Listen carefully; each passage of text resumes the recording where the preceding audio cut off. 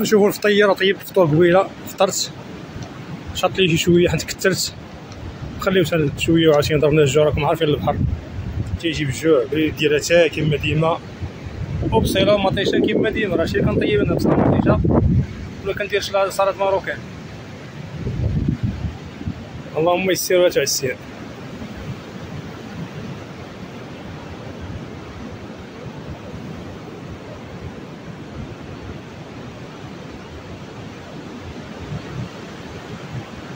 هيا ضرب شي انسان صافي يدير الحياه ويجتاز صافي يشد الدار كيدير بعض ديال الحيوط.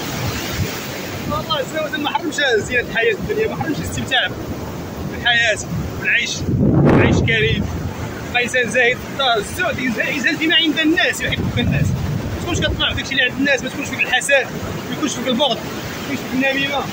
الانسان اللي كيأدي المسائل ديالو، الفرائض ديالو، كيدير النوافل ديالو، كيدير اذكار الصباح والمساء، عنده واحد الورد يومي يطلب الله عز وجل يثبت لنا الثبات، فالانسان غادي يعيش واحد الحياه سعيده. ومن يعرض عن ذكري فان له معيشه ضنكا ونحشره يوم القيامه اعمى.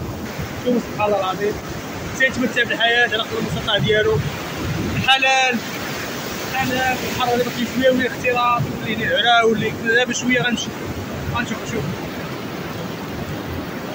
الرجال خاوي